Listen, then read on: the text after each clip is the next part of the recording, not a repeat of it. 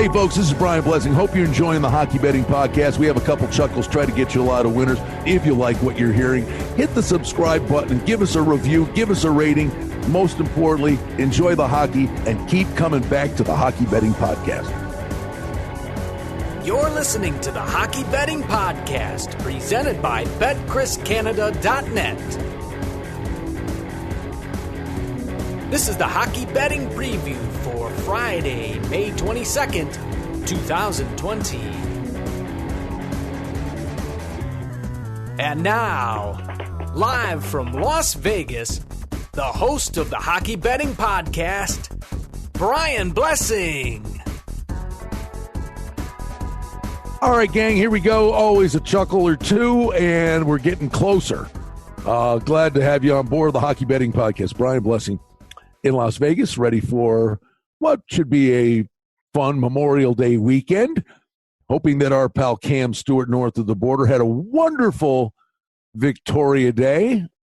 When was that? Yeah, what? Victoria Day? Yeah, last weekend. It's supposed to be May 2 for. I want to be celebrating with you guys. Like, I didn't even know we had a holiday. I heard a couple of kids were blowing off some pocket rockets in the complex, but other than that, like, there was no day off or anything like that. Like, it didn't feel like a long weekend. I'm going to celebrate with you guys this weekend. Well, let's party.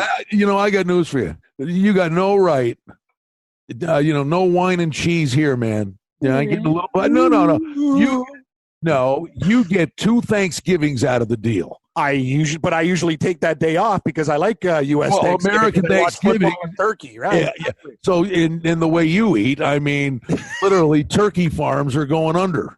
Yeah, it's a problem. I've heard during the pandemic there's a excess of chicken wings. We'll send them my way. I don't know. I'm going to the grocery store. They look like the same price to me. I haven't seen any deals. Yeah, you don't want them throwing anything out. You'll take anything. Everything. Right? Yeah, put it in a garbage bag. Just give it to me. I'll eat anything.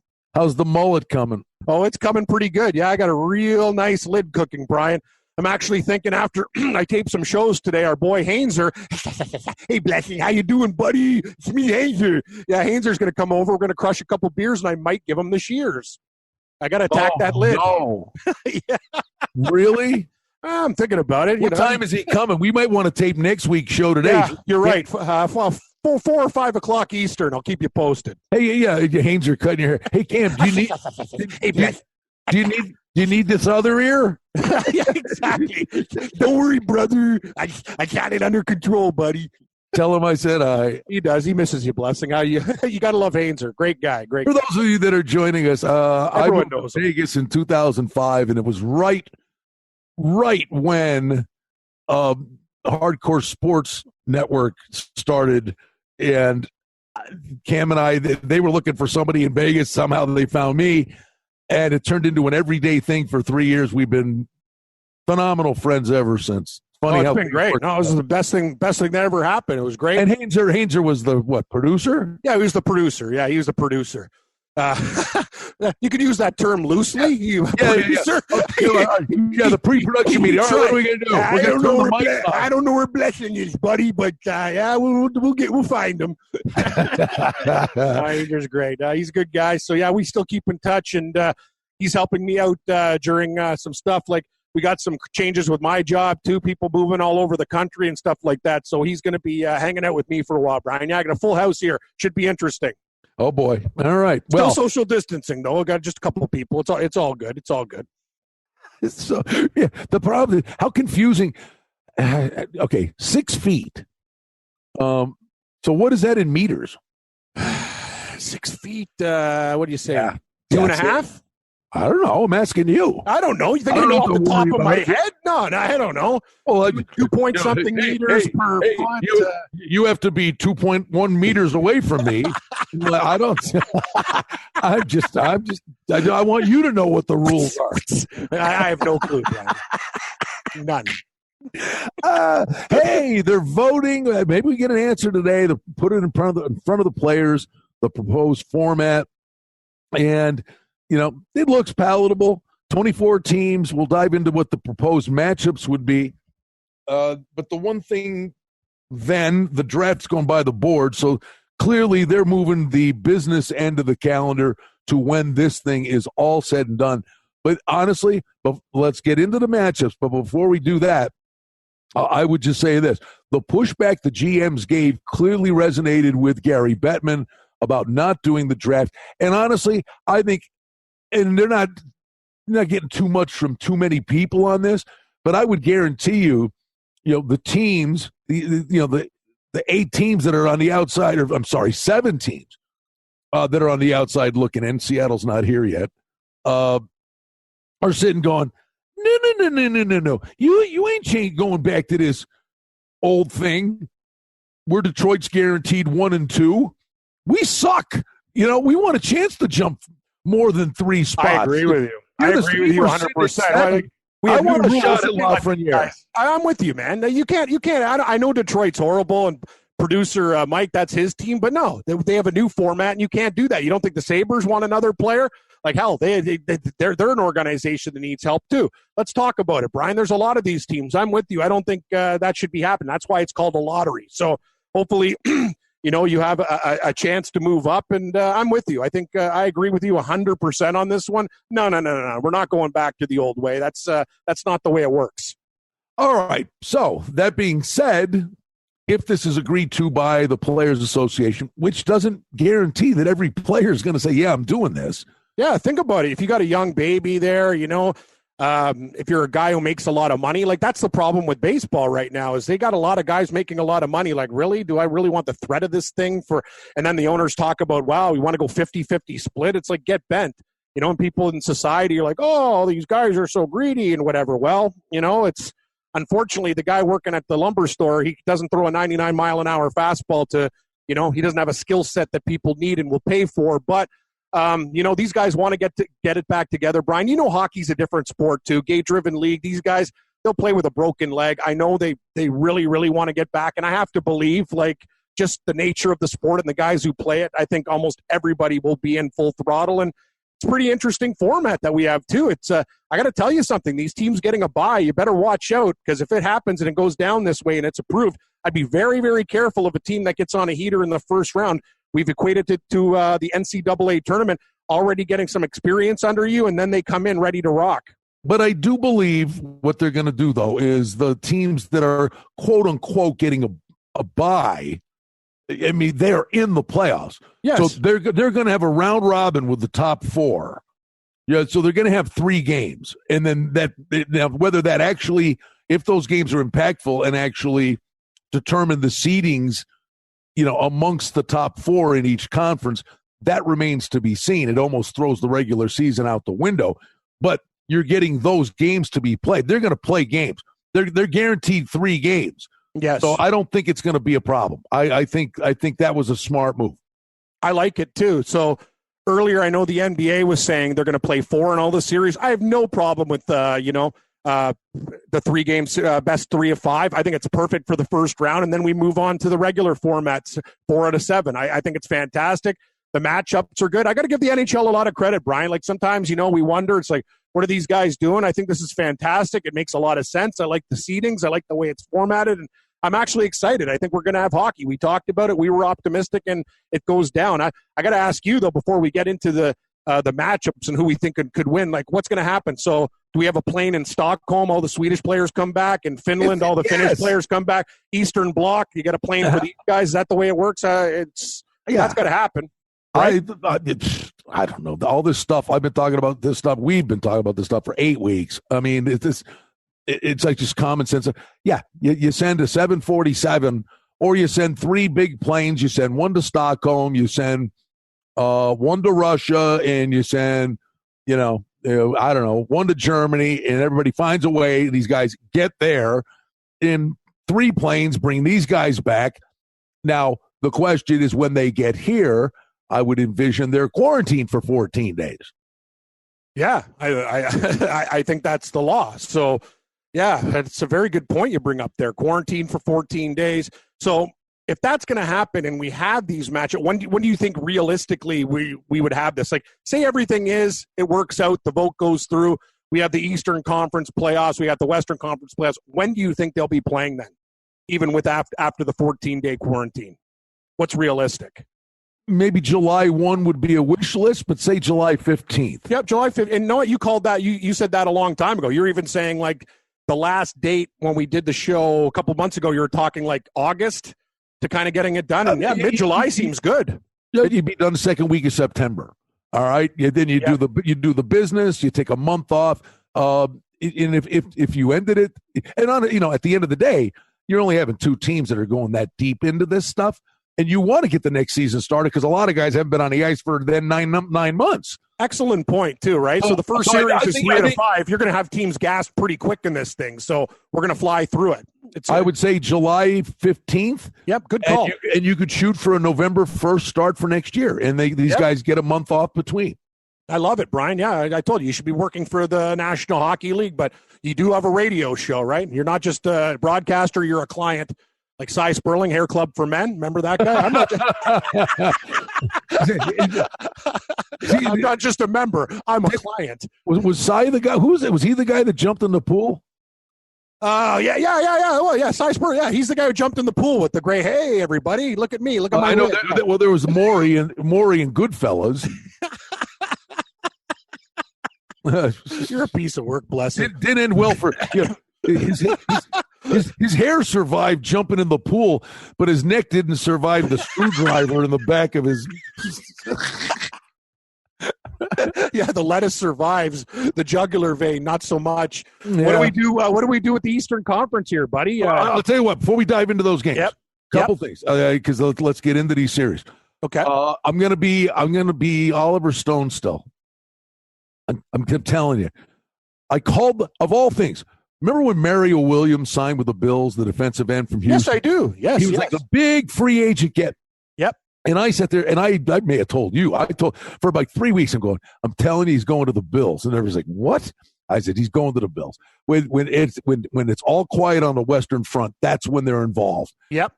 I'm telling you, they're talking about all these city hubs. Vegas is going to have the Stanley Cup final.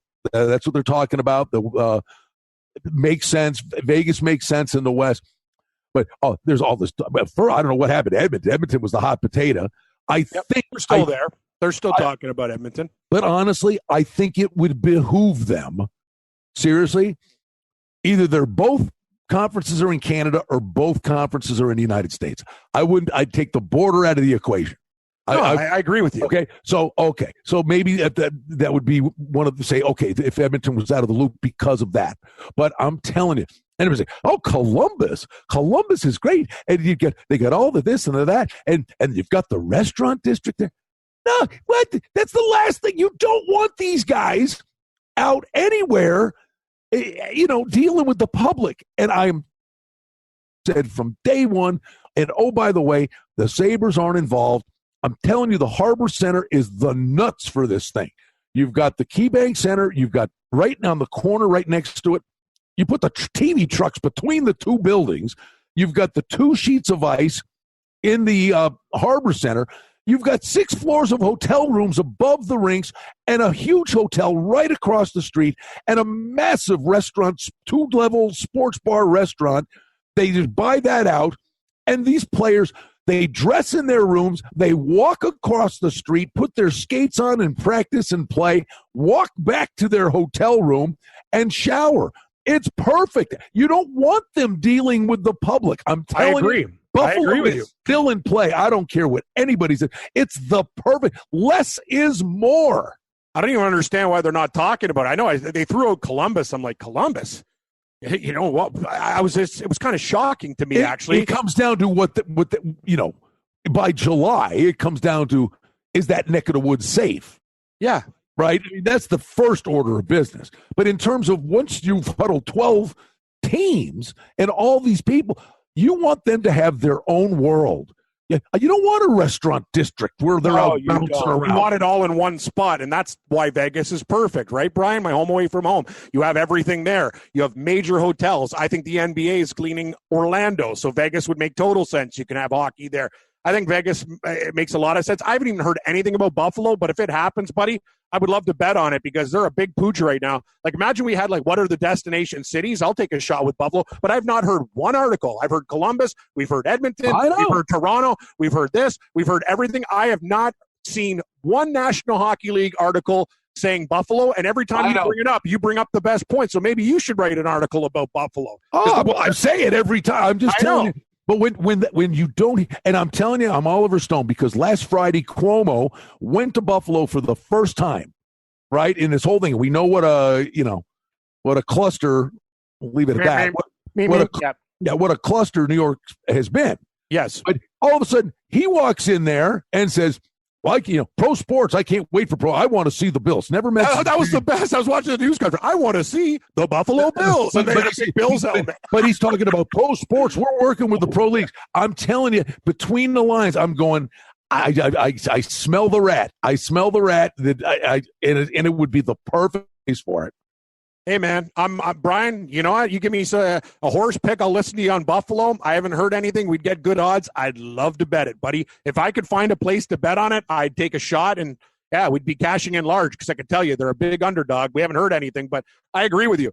I've been to Buffalo a million times to watch hockey games. That area is perfect. They have hotel space. They have ice pads. They have everything. It's great. I'm with you. I think it's a perfect area. And also the Sabres aren't involved, and that's fine too, So to that end, on the Vegas front, that's kind of the thing. No. Hear me out on this one, because like around here, I know like people I get a little pushback on this one. Every team, right, is going to be one flight somewhere, right, and then you're there. So Vegas is a contender. This thing may arguably already have an asterisk around it. We don't know. I don't think so. I'm going to tell you. I'm going to give you another scenario, but okay, but maybe not. No, if they're out there and they're playing their hearts out and blah blah blah, great. All right, it doesn't have an asterisk, but you don't want to on the front end give any reason for there to be an asterisk. Is my point. Yes. Everybody, these guys are all stuck in hotel rooms now. Short of them saying the Golden Knights have to go and stay in a hotel, I guess you could do that. But you're going to tell me these guys wouldn't hop in the car and go home and see their families when they're 5 miles away? Yeah. All right. Yep. So I'm wondering, would you take the Western teams and send them to, let's call it Buffalo, just because I can't get away from it. Would you send the Western teams to Buffalo? Would you send the Eastern teams to Vegas? Actually, that's a great idea. That's a great idea. You know what I mean? Because why would you? Yes. Even though you say, well, there's no fans, they're not playing on their own rink. Yeah, but if all these other guys are away from their families and miserable, why would you give, Vegas is the one team that gets this advantage that they're around their family. That's not right. And I don't think that's fair. So yes, it's interesting. You said it, one plane ride, might as well swap them, right? And I have no problem with that. It's going to be a different format anyway. There's not going to be fans there. So what's the problem here? I don't see it as a problem. See, you're a man full of solutions right now, not problems. Well, the thing is, there's so many tentacles. You can't have Vegas. That's the thing about Vegas. They can't have a home ice advantage like that. They can't. I don't think it's right. And listen, I mean, like the UFC thing, they pulled this off. We had Adam Hills, a writer for the RJ. He's also a Golden Knights beat writer. He was one of 6 media members that went the hoops this guy had to go through, get tested, the whole 9 yards, and then they sent. Here's the crazy thing. They sent him, you got tested, blah, blah, blah. Okay, you now have to go up to your hotel room. This is what they told the media. Like, you got to go up and isolate yourself in your hotel room before the fight. Yeah, you can't leave. Well, wait a minute. Yeah. Okay. Great. I mean, does he work for the UFC? You know what I mean? So you're sitting me like, not him. Any member to me. Yeah. Okay. You got to go up to your hotel room. Oh, but the guy's not going to walk down, if he can walk downstairs and go across the street and get a Starbucks or go down to the gift shop. Look, who's policing this stuff? That's the thing. Like, do they have armed guards waiting at at every floor at the elevator? You can't leave. Like, I don't know. Yeah, I guess when there's a will, there's a way. You could find a way to get out, right? I know. It's so nuts. All right, but the good thing is that we kind of got what we believe are matchups. So you get the little round robin thing atop, which is fine. But then these first round matchups, Cammy, are going to be pretty interesting. They are interesting. Where would you like to start, East or West, Brian? Your call. You start. Pick. We'll start with no, I defer. We'll start with the East. That's fine with me. So we have number 5 Pittsburgh versus number 12 Montreal. Winner of this series plays the 4 seed. You gotta like the Penguins here, but I'll tell you something. An interesting article. Price. That's the thing. They're all terrified of Carey Price. Yes, and the thing was, they actually wanted for the first round the best 2 out of 3 instead of 3 out of 5, and they went, no.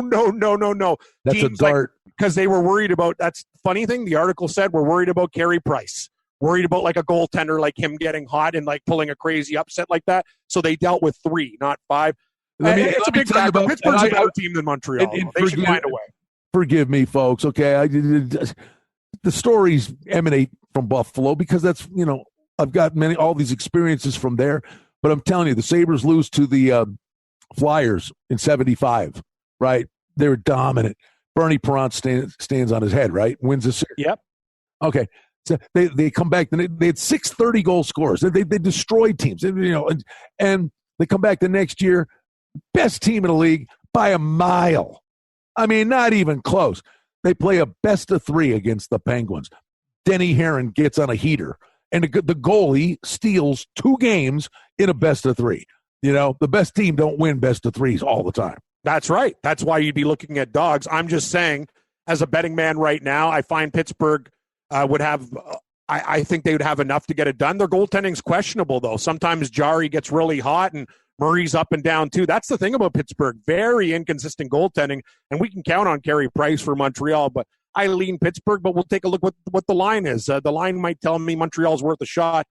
We'll see. Next one's pretty interesting, Bri. Carolina and Rangers, 6 versus 11. That's a great series. I think Carolina has a shot to make some real noise. So do I. I already made future bets on them.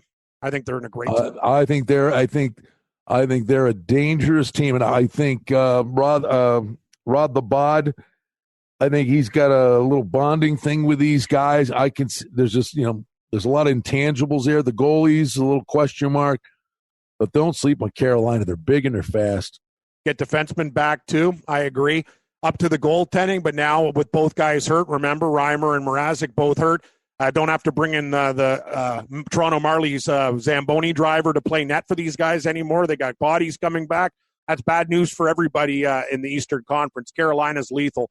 I'm with you. I'll take the 6 seed Carolina over. Islanders, Florida's an interesting matchup too, buddy. Very interesting. The Islanders I would consider a disappointment, and this time off I think is very beneficial to Barry Trotz and the gang. You liked them a lot. When I was down visiting you in Vegas, the Islanders were the hottest team in the NHL, and then they hit the skids. So, that's I've got a future on the Islanders that I got way back when, and they literally drove off a cliff. And if there was such a thing as the break saved somebody, it may have saved these guys. That's what I said. It's perfect time. Trotz can get these guys back motivated. They've been disappointing. They have great goaltending. Florida, on the other hand, sure, there were the Florida Panthers. I hear it every year. Oh, yeah, they're supposed to be better. I don't know. Could they beat the Islanders? Maybe. But I'll lean to the Islanders in that series. I agree with you. I think they're going to be motivated, ready to rock. This break's good for the New York Islanders. All right, man. It's your backyard. A lot of people are saying Columbus. Columbus is like healthy. They got Jones back. Elvis got a contract. A lot of people are thinking Columbus is sitting on a Tootsie Roll. I don't know. I was kind of like, I admit, I said to people, Toronto's going to kill Columbus. That's stupid. I think it's going to be a great series. This one will probably go the distance. I don't know. Freddie Anderson, you get good Freddie Anderson for Toronto. I think Toronto has a better offense than Columbus. Columbus obviously has the better defense.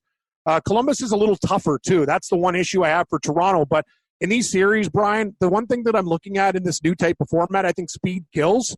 It's going to be very important because especially in this type of format, winning the Stanley Cup's a war of attrition. Thing about Toronto is they're very, very fast, and I think they can expose Columbus. I think the Leafs get it done in 5. Is this a fair criticism? And if it's not, no, I'm very fair. No. Shoot me down on this. But I mean, you got Tortorella, Cam Atkinson, just the way they're structured. There's an element of grit to Columbus, too. And believe me, everybody wrote them off as they were just going to be horrible. They went all in last year.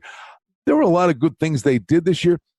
Is this the fairest criticism of Toronto? We know the back end is sketchy, but are they gritty enough? I think Kadri never made it through 2 games before he got kicked out. Yeah, and Kadri's loss to Toronto is Colorado's gain, right? I know. Because he's the toughest guy in the team. That's the problem when you're dealing with sabermetrics and nerds and all these other people putting stuff together. You can't measure intangibles. You can't measure toughness and grit. Toronto has a couple guys, but you're right. Their third and fourth line players who have come up, they haven't been delivering. Unlike Columbus, where they're battle tested too. They should have beat. Remember that series versus Boston when Boston went to the Stanley Cup? Columbus had these guys, like, they outplayed them in a lot of games. Tuukka Rask stood on his head a lot of the time. So yes, I think Columbus is very scary, and I agree with you, Brian. I think it's a fair criticism of the Toronto Maple Leafs, but I will say this: in a short series, speed is a big thing, and I think eventually Toronto will get worn down, but not early against Columbus. A lot of people I've talked to think Columbus rolls Toronto. I think Toronto gets it done, but it's going to be a dogfight. All right, let's go to the West. Edmonton, Chicago. Ooh, dangerous series. Yeah. I like Edmonton, but... Yeah, I like Edmonton. Thing is, Chicago, new lease on life. I know. Played a lot better. Well, hey, Kane and Taves. Guys, hey, older guys get time to get healthy, Taves and stuff. That's the thing, man. You like all these older you're right. Are loving life. All of a sudden, the Seabrook and Keats of the world are fresh as a daisy. Yes, that's the problem. And Edmonton still... It's Edmonton, and they got to take that next step, but there's no guarantees here. I like Edmonton to get it done because I think McDavid will not let these guys lose, and Draisaitl's a beast, but it's not going to be easy. This could go the distance. I lean Oilers, but I'm not going to say it's going to be an easy win. Nashville, Arizona, I'd say Nashville. I got one for you. Nope. Oh, yeah, Coyote, baby. You want to talk about Nashville? Who cares? The Predators will let you down. They'll let you down, Brian, every single year. Don't do it. Take a shot with the Desert Dogs. But how about for once? What? I mean, they are they going to show up? Are they going to show up? I don't know. They puked on their sneakers the last couple of years. Now they're coming in here with no expectations. Yeah, well, Arizona also is coming in with no expectations. I don't trust Nashville. Pekka Rinne could play. Is he going to get shelled? Bring in Saros? I don't know what to believe. There's a lot of guys on Nashville that I just think are career underachievers too. Give me the Coyotes. I like the Wild against Vancouver, and I think they beat high-scoring games, man. High-scoring games. Yeah. I don't know, man. Vancouver's got a lot of good players on the team, but you're right. Minnesota's veterans, another team with a lot of older guys with time to get healthy again. Very tough, man. This one definitely will go the distance. I lean Vancouver, but I have no problem with you taking Minnesota. They'll probably be in this series plus 130. I would make Vancouver about $1.45, $1.50. But how about some guys? I mean, guys that honestly fresh. I mean, guys like Parisi and Stahl. Yeah, I know. Fresh. Old guys. Yes, fresh. I worry about the veteran teams with fresh players. It's a real concern. And Vancouver, if this was a regular series, I think Vancouver would murder Minnesota, but it's a different circumstance now. So I think the series could go either way. Of all, watch me, this be the one I'd end up being dead wrong, but of all the first 8 here we've talked about, probably the one I'd have the most conviction on is I love Winnipeg over Calgary. So do I. I think Calgary has a real problem. I don't care about the time off. Big save Dave. We've talked about it. Their goaltending is an issue. Cam Talbot, guys are hot. Hellebuck's a nut bar. Yeah, they run cold. Hellebuck, yeah, he'll stare right through you. He also make 45 saves too. Calgary's one of those teams, like, when Colorado beat them, it's just, I compare Calgary. They're a lot like the Leafs. They're a Western Conference Leafs. They have a lot of speed. They're missing a little bit of grit. They might be a bit tougher, but they remind me of Toronto. Same type of team. Winnipeg with the goaltending and a new lease on life. I think the Jets can get it done too. I like Winnipeg over Calgary, Brian. All right. How about the Monsters, the guys that are getting the little round robin nonsense? I don't know. Who do you like? I don't know, man. Like, I'm trying to think. Colorado. We like Colorado to win the Cup. I'll tell you one thing. The break hurts this team, I think, the most is Philadelphia. Even though they have Claude Giroux, Couturier, like Giroux's an older player, they were playing well. Carter Hart was in the zone. They had all these things going for them now. Their home record was impeccable. Them and the Sixers. I don't know what it is about Philadelphia teams, but take a look, people. They just smoke at home. They are amazing. And now, neutral site games with the break. Sorry, Philadelphia. This is not good for you. You not agree? Yeah. Well, and they were so good at home. Honestly, I mean, Boston was just so good, and they are just so good. Tampa Bay, it's their time. Is it their time? Could they step up? I don't think the break helped Boston. I think Boston was kind of this well-oiled machine. I think the break actually hurts a team like Boston. Tampa Bay, Colorado Stanley Cup. Is that what you're thinking? I can't get away from Colorado getting healthy and being really good. Me neither. I like them a hell of a lot better at 15-1, though. And that's the thing, right?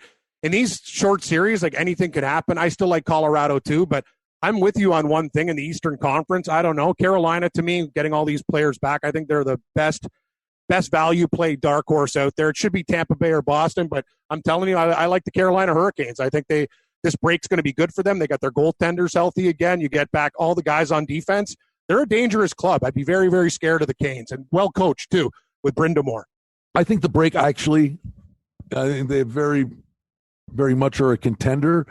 The break helped in terms of getting Pacioretty and Stone back and healthy. I think Tuck is still a question mark, but I don't think the break was good for Vegas. And the reason it wasn't good for Vegas at all. Why more than anything is they were finally building towards something and learning what DeBoer wanted them to do. But it's only like what is it, a 15, 20 game little sample size where they were figuring out this guy and getting on the same page. Yeah. Now they're gone. It's over. Now they got to reconvene. I think it'd be a lot easier for them, and I'm not knocking DeBoer. I think it would be a lot easier after 2.5 years of Gallant if you came back and said, here's what we're doing here. Blah. Now these guys are still going, now, what does he like us to do? Yeah, exactly. They got to relearn DeBoer's system. It's bad news too, especially when teams are on heaters. And that's my opinion about Philadelphia. Like Philadelphia was cruising. Their home record was impeccable. They didn't lose there. I'm like, the Flyers, these guys can't lose. And now all of a sudden you're going to a neutral site playing with a hot goaltender. That's the thing. You give Hart rest now. That's why I think it's a real bad spot for Philadelphia, and I agree with you, Brian. And in Vegas, that's not good news for Vegas. And how's Colorado going to come out of this thing, too? What this break does is help veteran teams. We talked about it. Team like Chicago with an aging defense, Minnesota, Parise, Stahl, older guys. They get time to get refreshed. Those are the teams with the advantages. So you said it, and there's going to be a big upset in one of these early games when you only got to win 3 instead of 4. That opens up the door for an underdog to get the job done. Well, we're ever closer, right? I mean, they're voting on stuff, at least learning that, we might do the draft. We're going to get an answer here. We're going to know at least the plan. The question is, can the plan be executed? Yeah, I think it can. And you say around mid-July, and I think that's a good estimate. I know we were talking about late July, August before, but you know what? You said it. Get the plane in Sweden, Finland, Eastern Bloc, Russia, bring them all over here. I think it's going to happen, man. The NBA's been quiet. I think they're going to go through hockey. There's a light at the end of the tunnel. Morency and I talk about it on our show all the time. I think things are happening, and I think hockey's going to play, buddy. And I love the format. I think they did a great job this time. Very impressed. All right, buddy. We're gaining on it. I hope everybody out there, if you're in our neck of the woods, have a wonderful Memorial Day weekend. Yep. If you're north of the border, have a lovely Memorial Day weekend. We'll celebrate it too. Why not? You have beers every day. Yeah, Monday, let's party. Sounds good to me. Have a good one, buddy. We'll do it again next week. You got it, brother. Have a good one. Hey, folks, this is Brian Blessing. Hope you're enjoying the Hockey Betting Podcast. We have a couple chuckles, try to get you a lot of winners. Hey, we hope you like what you're hearing. And if you do, hit the subscribe button and give us a review, give us a rating. Most importantly, enjoy the hockey and keep coming back to the Hockey Betting Podcast. The handicapping and sports odds information contained on this podcast is for entertainment purposes only. Please confirm the wagering regulations in your jurisdiction as they vary from state to state, province to province, and country to country. Using this information to contravene any law or statute is prohibited. The podcast is not associated with, nor is it endorsed by any professional or collegiate league, association, or team. This podcast does not target and is not intended for an audience under the age of 18. If you think that you have a gambling addiction, stop this podcast now and please seek help. Gambling and betting on sports is a form of entertainment and should be about having a good time. But when done excessively, it may negatively affect other areas of a person's life, such as their physical and mental health, school or work performance, finances, and or interpersonal relationships. at betcriscanada.net. And the Hockey Betting Podcast, we're concerned about the addiction that gambling may cause, and for this reason, we encourage everyone to practice responsible gambling, an approach to gambling that helps you ensure that it remains an enjoyable activity. Here are the main principles of responsible gambling. Don't think of gambling as a way to make money. Always gamble with money that you can afford to lose. Set limits and stick to them. Never chase losses. Don't gamble when you're depressed or upset, and create a healthy balance. Always be aware of how much time you spend gambling or thinking about gambling. And do not allow gambling to cause you to miss out on time with family and friends or time spent on other activities you enjoy. By following these guidelines, gambling can be a good time and great entertainment. If you feel at any time that your gambling is taking away from important areas of your life, is causing you stress or depression, or is leading to financial losses that are beyond your control, please reach out for help. Learn more at responsiblegambling.org.